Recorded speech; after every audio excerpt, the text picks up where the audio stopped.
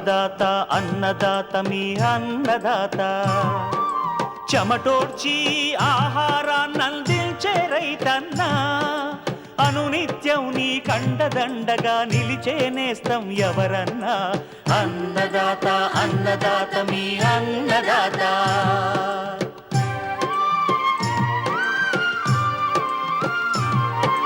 నూతన రీతుల సాగుబడికి నూరింతలు పెరిగే దిగుబడికి సూచనలిచ్చే సస్య రక్షణకు పశు పోషణకి శాస్త్ర విజ్ఞానం అందించి ముందుకు నడిపే తెలుగు రైతు భారతదేశానికి మకుటం అయ్యేలా తీర్చిదిద్దే ఆశయంతో మిమ్ము మేలు కొలిపేది అన్నదాత అన్నదాత అన్నదాత మీ అన్నదాత అన్నదాత అన్నదాత మీ అన్నదాత.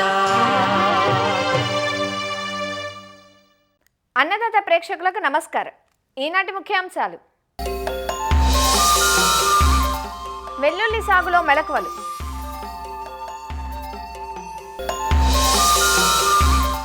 వర్షాల అనంతరం పంటల్లో చేపట్టాల్సిన యాజమాన్య సస్యరక్షణ చర్యలు,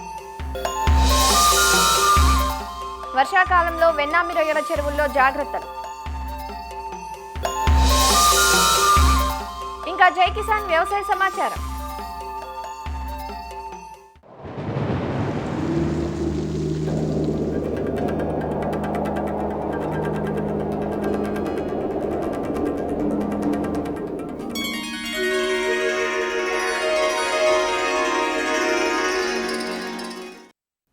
సెప్టెంబర్ మొదటి వారానికి వచ్చేసాం. ఖరీఫ్ కాలమంతా అధిక వర్షాలతోనే గడిచిపోయింది. ఆగస్టు రెండో పక్షంలో విడవకుండా కురిసిన వర్షాలు పంటల్లో పలు సమస్యలను తెచ్చాయి. మధ్య తెలంగాణ జిల్లాల్లో ప్రధాన పంటలైన వరి, మొక్కజొన్న, కంది, వేరుశెనగ, ఇతర అపరాల పంటల్లో ఈ వర్షాల వల్ల కలిగిన నష్టం అపారం. ఈ పంటలను ఎప్పటికప్పుడు గమనించుకుంటూ చీడపీడల ఉధృతిని అదుపులో ఉంచుకోవడంతో పాటు మొక్కలు తిరిగి పుంజుకోవడానికి కొన్ని యాజమాన్య పద్ధతులు పాటించాలంటూ సూచనలిస్తున్నారు వరంగల్ రైతు విజ్ఞాన కేంద్రం కోఆర్డినేటర్ విజయభాస్కర్. ప్రస్తుతము కురుస్తున్న వర్షాల వలన ఈ మొక్కజొన్న పంటలో ఇప్పుడు అక్కడక్కడ కూడా బ్యాక్టీరియా కాండం తెగులు గుర్తించడం జరిగినది. ఈ బ్యాక్టీరియా కాండం తెగులు లక్షణాలు ఏ విధంగా ఉంటాయంటే, మువ్వు ప్రాంతంలో ఆకుపచ్చ నుంచి పసుపు రంగులో మారి మనకు పైనుంచి కూడా కిందికి కూడా ఆకులంతా వడలిపోయి చనిపోతాయి. బాగా గమనించినట్టయితే కుళ్ళిన వాసన కూడా రైతులు చూసినట్టయితే గమనించవచ్చు. ఎక్కడైతే ఆ మొక్కజొన్నలో బ్యాక్టీరియా కాండం తెగులు వచ్చినప్పుడు గుర్తించి ఆ మొక్కజొన్న పంటలో మనకు మురుగునీరు లేకుండా తీసివేయవలెను. ఇదే విధంగా మనకు మొక్కజొన్న పంటలో ఈ 1 ఎకరానికి 4 కిలోల నుంచి 5 కిలోల వరకు బ్లీచింగ్ పౌడర్ను తేమ ఉన్నప్పుడు సాల మధ్యలో వేసుకున్నట్టయితే ఈ బ్యాక్టీరియా కాండం తెగులు తగ్గించుకోవచ్చు. ఇంకోటి వీలైతే కూడా బ్యాక్టీరియా కాండం తెగులు వచ్చిన మొక్కను తీసి ఒక దగ్గర వేసి కాల్చి వేసినట్టయితే ఈ తెగులు మనకు వ్యాప్తి చెందకుండా అరికట్టవచ్చు. ఇవే కాకుండా మనకు మొక్కజొన్న పంటలో గత 6 సంవత్సరాల నుంచి కూడా కత్తెర పురుగు ఉధృతి ఎక్కువ అవుతున్నది. కాబట్టి కత్తెర పురుగును ఉధృతిని తగ్గించుకోవాలంటే మనకు అక్కడక్కడ చుట్టుపక్కల కూడా క్యాస్టర్ లేదా బంతి పంటలు 4 వరుసల్లో ఈ వేయవలెను. కత్తెర పురుగు ఉధృతిని తగ్గించుకోవడానికి కూడా లింగాకాశ బట్టలు సుమారు 8 నుంచి 10 వరకు పెట్టుకోవలెను. కత్తెర పురుగు మన తొలి దశలో అంటే రాకుండా ఉండాలంటే మొక్కజొన్న పంట విత్తిన తర్వాత 10 రోజుల నుంచి 20 రోజుల దశలలో కూడా వేప నూనెను 1 ఎకరానికి మనకు 1 లీటర్ను కూడా మొక్కజొన్న పంటలో పిచికారి చేసుకున్నట్టయితే ఎక్కడైతే ఈ కత్తెర పురుగు గుడ్లు ఉన్నాయో మనకు తొలి దశలోనే తగ్గించుకోవచ్చు. సుమారు 1 నుంచి 6 దశలలో లార్వాల కత్తెర పురుగులు ఉంటాయి. కాబట్టి ఈ తీవ్రతను బట్టి మందులను కూడా మార్చాలి. 10 లీటర్లో 15 గ్రాముల ఎస్పేటును లేదా 10 లీటర్లలో 20 ml మనకు క్లోరోపైరిపాస్ను మనం కలిపి ఒకసారి పిచికారి చేయాలి. పురుగు ఉధృతి ఎక్కువైన కొద్దీ మనకు మందులను కూడా మార్చవలసిన అవసరం ఉంటుంది. 1 ఎకరానికి 80 గ్రాముల ఇమామెక్టిన్ బెంజైట్ కూడా కలిపి పిచికారి చేసుకున్నట్టే కత్తెర పురుగును తగ్గించుకోవచ్చు. ఇవే కాకుండా మెటరైజియం కూడా మనకు 1 లీటర్లో 5 గ్రాములు కలిపి కూడా పిచికారి చేసుకున్నట్టయితే కూడా మన ఈ కత్తెర పురుగును తగ్గించుకోవచ్చు. పురుగు ఉధృతి ఎక్కువ అవుతున్న కొద్దీ అంటే లార్వా ఎక్కువ దశలో ఉన్నప్పుడు విషపు ఎర్రను కూడా మనము తయారు చేసుకొని సాయంత్రం వేళల్లో మన యొక్క మొక్కజొన్న యొక్క మువ్వులో కూడా మనం ఈ గుళికలను వేసుకున్నట్టయితే మన ఈ కత్తెర పురుగు ఉధృతిని తగ్గించుకోవచ్చు. అదేవిధంగా మనకు కత్తెర పురుగు ఎక్కువ ఉన్నాయనుకోండి, స్పైనటోరం కూడా 10 లీటర్లలో 5 మిల్లీలీటర్లు కలుపుకొని పిచికారి చేసుకోవడం వల్ల కత్తెర పురుగు తగ్గించుకోవచ్చు. ఇంకో రెండో విషయానికి వచ్చినట్టే వరి పంటలో కూడా వర్షాలు ఎక్కువ పడటం వల్ల ఆకుముడత తెగులను గుర్తించాము. ఈ ఆకుముడత తెగులను తగ్గించుకోవడానికి 1 లీటర్ నీటిలో 2 గ్రాముల కాటాప్ హైడ్రోక్లోరైడ్ పిచికారి చేసుకున్నట్టయితే ఆకుముడత తెగులతో పాటు ఎక్కడైతే మనకు కాండం తొలచు పురుగు ఉన్నదో కూడా తక్కువ అవుతుంది. ఇవే కాకుండా వర్షాలు ఎక్కువ పడుతున్నాయి కాబట్టి వడ్ల పంట కూడా మనకు ఎక్కువ ఈ కలుపు కూడా ఉన్నది. దీనివల్ల కూడా పాంపుడు తెగులు వచ్చే అవకాశం ఉన్నది కాబట్టి వడ్ల పంట చెట్ల దగ్గర ఉన్న వరి పొలంలో కూడా తెగులు ఉధృతి తగ్గించుకోవడానికి 1 లీటర్ నీటికి 2.5 మిల్లీలీటర్ల వాల్డామైసిన్ లేదా 1 లీటర్ నీటికి 2 ml హెక్సాకోనజోల్ మందును పిచికారి చేసుకున్నట్టయితే పాంపుడు తెగులు తగ్గించుకోవచ్చు. ముఖ్యంగా ఈ కంది పంటలో వర్షాలు ఎక్కువగా పడుతున్నాయి కాబట్టి అక్కడక్కడ నీరు నిలవడం వల్ల పైటప్తర ఎండు తెగులు గుర్తించాము. మరి ఎక్కడైతే ఎండు తెగులు వచ్చిందో ఆ ప్రాంతంలో 1 లీటర్ నీటిలో 3 గ్రాముల సిఓస్ని కలిపి మనం మొక్కలు చనిపోయేదని చుట్టూ ఉన్న ఆరోగ్యవంతం కూడా ఈ మన మందును పిచికారీ చేసుకున్నట్టయితే కందిలో పైటప్తర ఎండు తెగులు తగ్గించుకోవచ్చు. ఇవే కాకుండా మనకు ఎక్కడైతే ఈ వేరుశెనగ ఉన్న కాండం కుళ్ళు తెగులు కూడా గుర్తించాము. అంటే ఎక్కడ ఎక్కువ నీళ్ళు నిలవడం వల్ల కాండం కుళ్ళు తెగులు వచ్చినది. అయితే రైతులు వేరుశెనగ మొదల దగ్గర 2 గ్రాముల హెక్సాకోనజోల్ లేదా 2.5 గ్రాముల మ్యాన్కోజబ్ను కూడా మొదలు తడిచే విధంగా పిచికారి చేసుకున్నట్టయితే వేరుశెనగ పంటలో మనకి కాండం కుళ్ళు తెగులు తగ్గించుకోవచ్చు. అక్కడక్కడ కూడా వర్షాలు ఎక్కువ పడ్డ ప్రాంతంలో తొలి దశలో వచ్చే మన ఆకుమచ్చ తెగులు, లేట్ దశలో వచ్చే ఆకుమచ్చ తెగులు కూడా గుర్తించాము. ఈ ఆకుమచ్చ తెగులను తగ్గించుకోవడానికి 2 మిల్లీలీటర్ల హెక్సాకోనజోల్ను కలిపి ఆకులు పైన కింద తడిచే విధంగా పిచికారి చేసినట్లయితే వేరుశెనగలో ఆకుమచ్చ తెగులను తగ్గించుకోవచ్చు. పెసర, మినుము, సోయాబీన్లో కూడా అంటే సోయా చిక్కులో కూడా అక్కడక్కడ పల్లాకు తెగులు గుర్తించాము. పల్లాకు తెగులను తగ్గించుకోవడానికి అక్కడ మన ఎల్లో స్టిక్కీ స్టాప్స్ను పైరుకు 1 అడుగు భాగంలో పెట్టి ఈ తెల్లదోమ ఉధృతిని, గుడ్లను, తల్లి సంతని తగ్గించుకోవచ్చు. ఇవే కాకుండా 1 లీటర్ నీటిలో 2.5 గ్రాముల ట్రైజోపాస్ను కలిపి పిచికారి చేసుకోవాలను.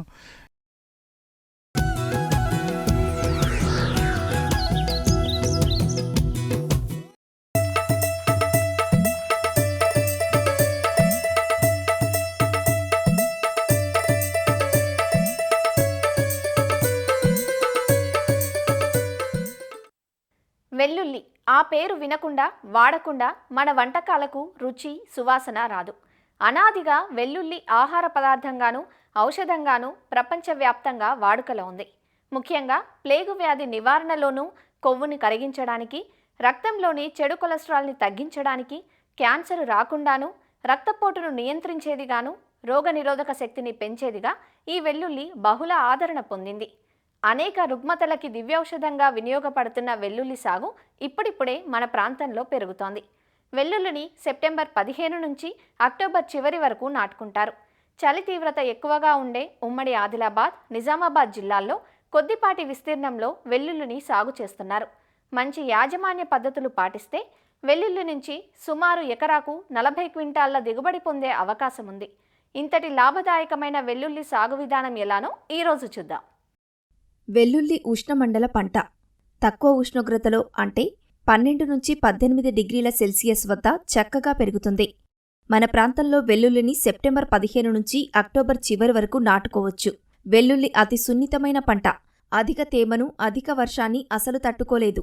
అంతేకాదు బెట్ట పరిస్థితులను కూడా ఏమాత్రం తట్టుకోలేదు. శీతాకాలంలో మాత్రమే సాగు చేసేందుకు అనువుగా ఉంటుంది. కండగలిగిన నేలలు, బంక నేలలు, నీటిపారుదల కలిగి మురుగునీటి వసతి గల సారవంతమైన గరపనేలల్లో ఈ పంట చక్కగా వస్తుంది. మన ప్రాంతంలో తెల్లని రంగు కలిగిన దేశవాళీ రకాలు సాగుకు అనుకూలం. వీటితో పాటు G41, ఊటీ 1, అగ్రిఫౌండ్ వైట్, యమునా సఫేదా అనే అధిక దిగుబడినిచ్చే రకాలను కూడా సాగుకు ఎంచుకోవచ్చు. వెల్లుల్లి గడ్డలోని పాయలను విత్తనంగా ఉపయోగిస్తారు. ఎకరాకు సుమారు 200 నుంచి 240 కిలోల విడిపాయలు అవసరమవుతాయి. భూమిని బాగా దున్నుకొని బోదెలు, చాళ్ల పద్ధతిలో కానీ, మడుల పద్ధతిలో గానీ ఈ పంటను సాగు చేయవచ్చు. వరుసల మధ్య 25 సెంటీమీటర్లు, వరుసల్లో మొక్కల మధ్య 10 సెంటీమీటర్ల దూరం ఉండేలా పాయలను నాటుకోవాలి. పాయలు విత్తిన వెంటనే నీటిని తప్పకుండా పెట్టాలి. వెల్లుల్లి సాగులో పోషక యాజమాన్యం అత్యంత ప్రధానమైనది. సేంద్రియ ఎరువులను అధికంగా వాడాలి. ఆఖరి దుక్కిలో ఎకరాకు 6 నుంచి 8 టన్నుల పశువుల ఎరువు వేయాలి. తేలికపాటి నేలల్లో ఎకరాకు 24 కిలోల నత్రజని, 14 కిలోల భాస్వరం, 24 కిలోల పొటాష్నిచ్చే ఎరువులు ఆఖరి దుక్కిలో వేసుకోవాలి. నత్రజని ఎక్కువైతే పాయలు మెత్తగా, స్పాంజిలాగా తయారవుతాయి. కాబట్టి నత్రజని ఎక్కువగా వాడకూడదు. వెల్లుల్లి సాగులో నీటి నిర్వహణ సక్రమంగా ఉండాలి. నీరు ఎక్కువైనా తక్కువైనా పంట పెరుగుదల దెబ్బతింటుంది. డ్రిప్ సదుపాయం కల్పించి ఎత్తైన బెడ్లపైన వెల్లుల్లిని సాగు చేయడం మంచి ఫలితాలనిస్తుంది. పాయలను నాటిన వెంటనే మొదటి తడి ఇవ్వాలి. తర్వాత 10 రోజులకు ఒకసారి మరో తడిని ఇవ్వాలి. వెల్లుల్లి పెరిగే దశలో నీటి ఎద్దడి లేకుండా చూసుకోవాలి.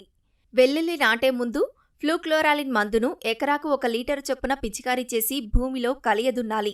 లేదా పెండిమిథాలిన్ మందును ఎకరాకు 1.3 నుండి 1.6 లీటర్లు లేదా ఆక్సీఫ్లోరోఫిన్ మందును 200 మిల్లీలీటర్ల చొప్పున ఏదో ఒకదానిని పాయ నాటే ముందు పిచికారీ చేయాలి. అదే నాటిన తర్వాత పిచికారీ చేసుకునేటట్లయితే నాటిన 2-3 రోజుల్లో తేమ ఉన్నప్పుడు ఎకరాకు 200 మిల్లీలీటర్లు ఆక్సీఫ్లోరోఫిన్ మందును 200 లీటర్ నీటిలో కలిపి పిచికారీ చేయాలి. నాటిన 30 నుంచి 45 రోజుల మధ్య ఒకసారి కూలీలతో కలుపు తీసి మట్టిని పైకి ఎగదోయాలి. పంట పెరుగుదల దశలో అంటే నాటిన 30, 45, 60వ రోజున లీటరు నీటికి 1 గ్రాము జింక్ సల్ఫేట్, 3 గ్రాముల ammonium sulphate, 1 gram manganese sulphate కలిపి పిచికారీ చేయాలి. మాంకోజెబ్ 2.5 గ్రాములు లీటరు నీటికి కలిపి విత్తిన 30, 60, 90వ రోజున పిచికారీ చేయాలి. అయితే ఈ ద్రావణానికి 1 గ్రాము శాండోవిట్ను లీటరు నీటికి కలిపి పిచికారీ చేస్తే మందు ఆకులకు బాగా పడుతుంది. శిలీంద్రనాశిని పిచికారీ వల్ల పాయ నిలువలో మొలకెత్తదు. పాయలు స్పాంజి మాదిరిగా మారవు. వెల్లుల్లికి ముఖ్యంగా రసం పీల్చి పురుగులైన పేనుబంక ఎక్కువగా ఆశిస్తుంది. ఈ పురుగులు ఆకుల నుండి రసాన్ని పీల్చడం వల్ల ఆకులు పండుబారి ఎండిపోతాయి. పాయల పరిమాణం బాగా తగ్గిపోతుంది. తద్వారా దిగుబడి కూడా తగ్గిపోతుంది. పేనుబంక నివారణకు డైమిథోయేట్ 2 మిల్లీలీటర్లు లేదా ఫిప్రోనిల్ 2 మిల్లీలీటర్లు 1 లీటరు నీటికి చొప్పున కలిపి పిచికారీ చేయాలి. వెల్లుల్లిలో కుళ్ళు తెగులు కూడా సాధారణంగా కనిపిస్తుంది. పాయలు విత్తినప్పుడు మొలకలు వచ్చేలోపే ఈ కుళ్ళు తెగులు ఆశిస్తుంది. దీంతో మొక్క సరిగా రాక నష్టం కలుగుతుంది. దీని నివారణకు పాయలను విత్తే ముందు కార్బెండిజం 1 గ్రాము 1 కిలో విత్తనానికి చొప్పున కలిపి విత్తన శుద్ధి చేయాలి. వెల్లుల్లి మొక్కల ఆకుల చివర్లు గోధుమ రంగులోకి మారి ఎండినప్పుడు గడ్డలు తవ్వి తీయాలి. వెల్లుల్లికి సంవత్సరమంతా డిమాండ్ ఉంటుంది కాబట్టి నిల్వలో కూడా కొన్ని జాగ్రత్తలు తీసుకోవాలి. కోతకు 12 రోజుల ముందు మడిలో నీరు కట్టాలి. కోసిన వెంటనే గడ్డలను పొలంలోనే 3 రోజుల పాటు కుప్పగా పోసి ఉంచాలి. దీన్నే ఫీల్డ్ క్యూరింగ్ అంటారు. తర్వాత ఆకుల నుంచి గడ్డలను కాడ ఉంచి కోసి నిల్వ చేయాలి. ఫీల్డ్ క్యూరింగ్ చేయడం వల్ల గడ్డలు ఎక్కువ కాలం నిల్వ ఉంటాయి. ఈ విధంగా మేలైన యాజమాన్య పద్ధతులతో వెల్లుల్లి నుంచి ఎకరాకు సుమారుగా 32 నుంచి 48 క్వింటాల దిగుబడి పొందే అవకాశముంది.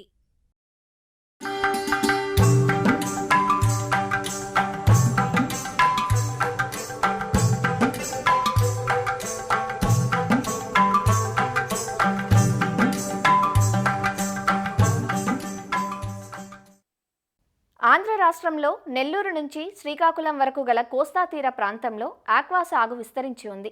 ప్రస్తుత వర్షాకాలం జలచరాలకు గడ్డుకాలమనే చెప్పాలి. ముఖ్యంగా వెన్నామి రొయ్యల పెంపకం చేపట్టే చెరువుల్లో ఒక్కసారిగా చల్లబడిన వాతావరణానికి చెరువు నీటిలోని గుణగణాలు మారిపోతాయి. నీటి ఉదజని సూచికలో వ్యత్యాసాలు ఏర్పడతాయి. ప్రాణవాయువు లోపం కూడా తలెత్తే అవకాశం ఉంటుంది. కాబట్టి వర్షాకాలంలో వెన్నామి రొయ్యల పెంపకం చేపట్టే రైతులు అప్రమత్తంగా ఉండాలంటూ వివరాలందిస్తున్నారు ఆచార్య ఎన్జీ రంగా వ్యవసాయ విశ్వవిద్యాలయం, పశ్చిమ గోదావరి జిల్లా ఉండి కృషి విజ్ఞాన కేంద్రం మత్స్యశాస్త్రవేత్త డాక్టర్ శ్రీనివాసరావు. ఈ వర్షాకాలంలో మనం ఈ రొయ్యల చెరువులు కూడా సాగు చేస్తుంటాం. అయితే ఇప్పుడు ఎక్కువగా ఏంటంటే మనకి ఈ వర్షాకాలంలో రొయ్యల చెరువులు సాగు చేసేటప్పుడు ఏ విధమైన జాగ్రత్తలు తీసుకోవాలి అన్నది కానీ చూసినట్లయితే ఈ రొయ్యల చెరువుల్లో ఎక్కువగా మనం వెన్నామీని ఎక్కువగా పెంచుతున్నాం. ముఖ్యంగా మనం చూడాల్సింది ఈ నీటి నాణ్యత యాజమాన్యం. మబ్బులు ఎక్కువగా ఉండడం, అలాగే అప్పుడప్పుడు వర్షాలు పడడం వల్ల ఏం జరుగుతుందంటే మనకి ఈ నీటి గుణాల్లో తేడా అనేది ఉంటుంది. ఈ వర్షాకాలంలో మనకి pH అనేది తగ్గుదల ఉంటుంది. అదేవిధంగా మనకి ఆక్సిజన్లో కూడా మనకి తగ్గుదల అనేది కనిపిస్తుంది. వీటితో పాటుగా మనకి ఈ నీటిలో ఉన్న ఆల్కలినిటీ అదేవిధంగా నీటి గాఢత దాంట్లో కూడా తగ్గుదల అనేది కనిపిస్తుంది. వీటితో పాటు మనకి ఏమవుతుందంటే సరైన యాజమాన్యం, మేత యాజమాన్యం కానీ చేయకపోతే అమ్మోనియా, H2S అనే వాయువులు ఎక్కువగా అయ్యి వాటి వల్ల ఈ నీరు అంతా కూడా పొల్యూట్ అయ్యి మనకి ఈ రొయ్యల చెరువుల్లో ఒత్తిడి అనేది పెరిగి వ్యాధులు అనేది రావడం జరుగుతుంది. అందుకేంటంటే మనం ఈ వర్షాకాలంలో మనం ముఖ్యంగా ఈ నీటిని ఒకసారి గమనించి ఈ నీటి లోతు అనేది ఏంటంటే మనకి 5 అడుగులైనట్టు చూసుకోవాలి. ఈ లోతుతో పాటుగా మనకి ఎప్పుడైతే మనకి వర్షాలు కురుస్తున్నాయని కానీ తెలిసినట్లయితే మనకి నీరు కానీ ఎక్కువగా ఉన్నట్లయితే దాన్ని కొంతవరకు మనకు బయటికి తీసి యాజమాన్యం చేయాలి. అదేవిధంగా ముఖ్యంగా ఏంటంటే ఈ pH అనేది ఉదజని సూచి మనకి 7.5 నుంచి 8.5 మధ్య ఉండాలి. ఈ నీటి pH చూసినట్లయితే ఎప్పుడైతే మనకి ఈ 7.5 గంటల తగ్గుదల ఉందో లేదా 8 గంటల తగ్గుదల ఉందో చూసుకొని మనకి ఈ నీటిలో మనకి అగ్రికల్చర్ లైమ్, వ్యవసాయ సున్నం అంటాం. దీన్ని మనం ఈ నీటి pHని బట్టి మనం వాడాల్సి ఉంటుంది. ఇంచుమించుగా అంటే మనకి 30 కేజీల వరకు ఎకరానికి చల్లుకోవాలి ఎప్పుడైతే వర్షం పడిందో. తర్వాత ఏంటంటే మనకి ఈ ఆక్సిజన్ సమస్య, పెద్ద సైజు రొయ్యలున్న చెరువులు, ఎక్కువ కౌంట్ ఉన్న చెరువులు కానీ చూసినట్లయితే అటువంటి చెరువుల్లో మనకి ఆక్సిజన్ సమస్య వచ్చే అవకాశం కూడా ఉంది. మనం ఈ ఆక్సిజన్ గురించి మనం ఎక్కువగా ఈ ఏరేటర్స్ అన్న వాడతాం. ఏరేటర్స్ మనం రోజంతా కూడా తిప్పడం జరుగుతుంది, లేదా కొన్ని గంటలు చెప్పడం జరుగుతుంది, లేదంటే సాయంత్రం నుంచి ఉదయం వరకు తిప్పడం జరుగుతుంది. ఇంచుమించు 300 కేజీలకి 1 HP ఏరేటర్ ఉంటే సరిపోతుందని చెప్పి మనం ఏరేటర్లు పెట్టడం జరుగుతుంది. అయితే మన యొక్క సరుకును బేరీజ్ వేసుకొని ఆ విధంగా పెట్టిన తర్వాత కూడా మనం ఎన్ని గంటలు మనం రోజుకి వేస్తున్నాం అని కూడా చూసుకోవాలి. ఈ విధంగా చూసుకున్న తర్వాత ఒక ఆక్సిజన్ కిట్ని మన చెరువు దగ్గర పెట్టుకుని ఉదయాన్నే మనం ఈ ఆక్సిజన్ కానీ కొలవాలి. ఈ ఆక్సిజన్ అనేది నీటిలో కరిగిన ప్రాణవాయువు. అది ఇంచుమించు మనకి ఈ ఉదయం సూర్యోదయానికి ముందుగానే కొలిచినట్లయితే మనకి ఇంచుమించు అదే 5 ppm ఉండాలి. ఎప్పుడైతే ఇది 5 ppm కంటే తగ్గుతుందో, పైన మనకి వర్షం ఎక్కువగా పడడం కానీ లేదంటే మేఘావృతమైన వాతావరణం ఉండడం, ఈ విధంగా జరిగినప్పుడు ఏరేటర్ల సంఖ్యను పెంచుకోవడం, లేదంటే ఏరేటర్లు ఎక్కువ సమయం మనం ఎన్ని గంటలు వేస్తున్నామో దానికంటే ఎక్కువ సమయం వేయడం, మన చెరువు యొక్క నీటిలో ప్లాంక్టన్ కానీ ఎక్కువ ఉందా అని చూసుకొని నీటి మార్పిడి చేయడం, ఇటువంటి జాగ్రత్తలను తీసుకోవాలి. ఎప్పుడైతే మనకి రొయ్యలు మనకి 1 నెల దాటి 2 నెలలు దాటిన చెరువులు ఉన్నాయో అటువంటి దాంట్లో ఈ మేత యాజమాన్యం అతి ముఖ్యమైనది. మనం ఈ చెక్ ట్రేలు పెట్టి మేత యాజమాన్యం చేస్తుంటాం. ఈ చెక్ ట్రేల్లో ఎక్కువగా మిగిలిపోతుందంటే మేతను తగ్గించడం చేస్తుంటాం. ఈ వర్షాకాలంలో ఏమవుతుందంటే ఈ ఉష్ణోగ్రతలు తగ్గడం వల్ల, అదేవిధంగా pH లెవెల్స్లో తేడా వల్ల, ఆక్సిజన్ తగ్గడం వల్ల కూడా మేత తినడం అనేది తగ్గుతుంది. అందుకు మేత వినియోగం తగ్గినప్పుడు మనం ఈ మేతను కూడా తగ్గించాలి. ఎప్పుడైతే మనం మేత వృధా అయిందో ఆ మేత అంతా కూడా మనకి అమ్మోనియా పెరగడం జరుగుతుంది. ఆ విధంగా మనకి ఏంటంటే ఈ నీటి నాణ్యత యజమానం, ఈ మేత యజమానం జాగ్రత్తగా ఈ వర్షాకాలంలో మనం చూసుకోవాలి. ఈ 2 పారామీటర్లే కాకుండా మనకి ఈ రొయ్యల చెరువులు ఎక్కువగా నీటి యొక్క సెలైనిటీ, ఆ సెలైనిటీ ఏమవుతుందంటే మనకి వర్షాకాలంలో సెలైనిటీ తగ్గడం జరుగుతుంది. ఈ లవణీయత అంటాం, ఇది తగ్గింది. మొదటి నుంచి కూడా మనం ఒక 5 pptలో కానీ మనం కల్చర్ చేస్తున్నట్లయితే అదే విధంగా సెలైనిటీ మనం పెంచడం. ఎప్పుడైతే వర్షాకాలంలో మనం కానీ చూసుకోకుండా ఉంటే ఈ సెలైనిటీ కానీ 5 నుంచి 1కి 2కి పడిపోయిందంటే ఈ రొయ్యలు ఎదుగుదల అనేది తగ్గుతుంది. అదేవిధంగా ఎక్కువ శాతంలో మనం పెంచినప్పుడే 15 ppt సెలైనిటీలో కానీ పెంచుతున్నట్లయితే ఎప్పుడైతే వర్షాలు ఎక్కువగా పడి మనం చూడకపోతే అది ఇంకా తగ్గే అవకాశం ఉంది. ఎప్పుడైతే ఈ సెలైనిటీలో తేడా 1-2 ppt కంటే ఎక్కువగా ఉందంటే దాని యొక్క ప్రభావం ఎక్కువగా ఉంటుంది. ఎందుకంటే అది నేరుగా వీటి మీద ఒత్తిడి కలిగించి మనకి మేత వినియోగం తగ్గడం, అదేవిధంగా పెరుగుదల కూడా నిరోధించబడుతుంది. అందుకేంటంటే మీరు సెలైనిటీ అనేది ఒకే రకమైన సెలైనిటీ మనం పట్టుబడి వరకు మెయింటైన్ చేయాలి. మంచి మేత ఇచ్చి మంచి నీటి గుణాలు కానీ మనం అందించినట్లయితే ఏ విధమైన ఒత్తిడి కలగనప్పుడు వాటి యొక్క రోగనిరోధక శక్తి చక్కగా ఉండి ఈ రొయ్యల చెరువుల్లో ఏ విధమైన వ్యాధులు రాకుండా అధిక దిగుబడిని సాధించవచ్చు.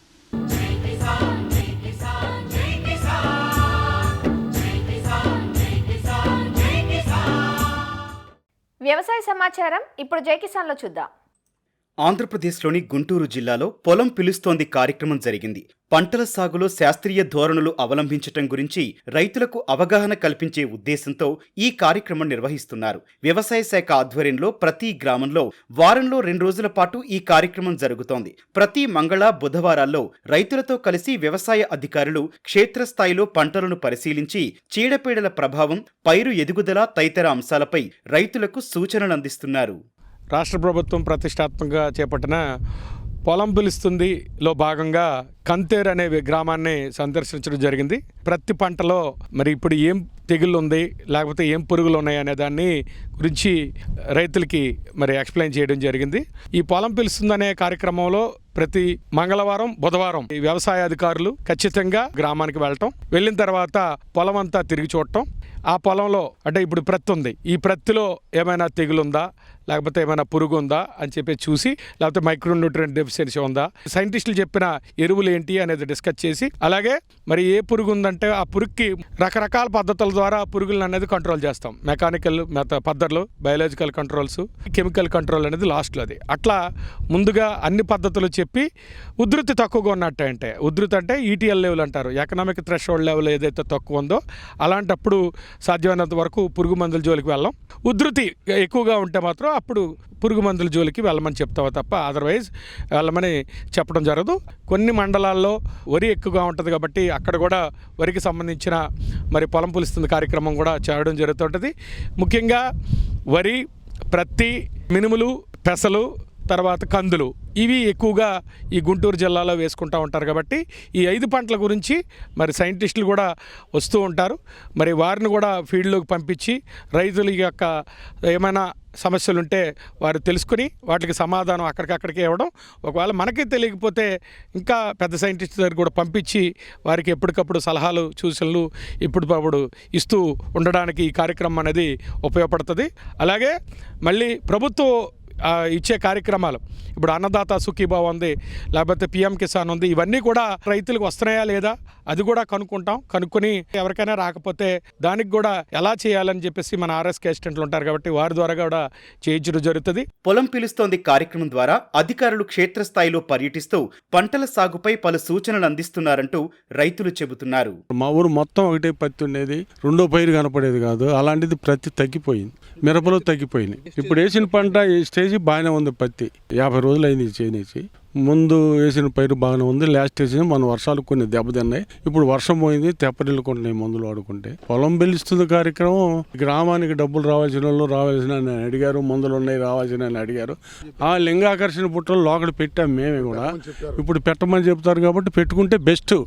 నేను దగ్గర 200-300 పుట్టలు తెచ్చి పెట్టా లోకడ కూడా. ప్రస్తుతానికి ఇప్పుడు 30 రోజుల పంటలండి. పత్తి, జూటు, బెండలై, చిక్కుళ్ళు, చెట్టు చిక్కుళ్ళు వేసారండి. ఇప్పుడు మిరపలో ఇంకా నాటారు. ఈ పత్తిలో ఇప్పుడే రసం పీల్చే పురుగు తగులుతుంటే ఇందాక మన సైంటిస్ట్ నాగేశ్వర గారు చూసి చెప్పారండి. మనం ముందు పట్టాం తగ్గిందండి. యాపన యాపన బుట్టలై పెట్టమంటున్నారండి. వారు చేసిన సలహాల ప్రకారం పెడితే భవిష్యత్తు చూస్తాం. పొలం పిలుస్తోంది కార్యక్రమం రైతులకు ఎంతో ఉపయోగకరంగా ఉంటుందని, సాగు ఆశాంతం అధికారుల పర్యవేక్షణ ఉంటే నష్టాలను అధిగమించే అవకాశం ఉంటుందంటూ రైతులు తమ అభిప్రాయం వ్యక్తం చేస్తున్నారు. నెల్లూరు జిల్లా ఉద్యాన శాఖ కార్యాలయంలో ఈటీవీ ఈనాడు ఫోన్ ఇన్ కార్యక్రమం జరిగింది. ఈ కార్యక్రమంలో భాగంగా రైతులు అడిగిన పలు ప్రశ్నలకు ఉద్యాన శాఖ అధికారి సూచనలు అందించారు. అలానే ప్రస్తుతం రైతులకు అందుతున్న పథకాలు, సాగులో వస్తున్న నూతన సాంకేతికత, మారుతున్న వాతావరణ పరిస్థితుల నేపథ్యంలో పంటలను ఆశించిన చీడపీడలపై రైతులు అడిగిన పలు ప్రశ్నలకు చరవాణి ద్వారా సమాచారాన్ని అందించారు. ఈనాడు ఈటీవీ వారి ఆధ్వర్యంలో ఈనాడు ఫోన్ ఇన్ కార్యక్రమం జరిగింది.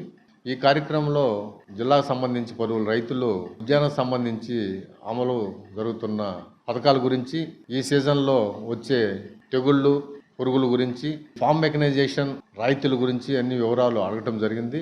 వారందరికీ వివరాలన్నీ కూడా అందించడం జరిగింది. శాశ్వత పందిళ్ళ గురించి ఒక రైతు అడగటం జరిగింది. మరి శాశ్వత పందిళ్ళు వేసుకుని తీగజాతి కూరగాయలు పెంచుకున్నట్లయితే వారికి 1 ఎకరము దానికి 2 లక్షల రూపాయలు ఖర్చు కాగా 1 లక్ష రూపాయలు ఉద్యాన శాఖ నుంచి మనం రైతులు ఇవ్వటం జరుగుతుంది. అదేవిధంగా కొబ్బరి మొక్కలు గట్ల మీద నాటుకుంటే కొబ్బరి మొక్కలు కనీసం 10 కొబ్బరి మొక్కలు గట్ల మీద నాటుకున్నా కానీ వారికి కోకోనట్ డెవలప్మెంట్ బోర్డు నుంచి రాయితీ ఇవ్వటం జరుగుతుంది. 1 హెక్టేర్కి అంటే 150 మొక్కలకి 56,000 రూపాయలు రాయితీ ఇవ్వటం జరుగుతుంది. 2 విడతలుగా ఇవ్వటం జరుగుతుంది. మొదటి సంవత్సరం 28,000, రెండవ సంవత్సరం 28,000 రూపాయలు మొక్కలు నాటిన దామాషా ప్రకారము రైతుకి ఇవ్వటం జరుగుతుంది.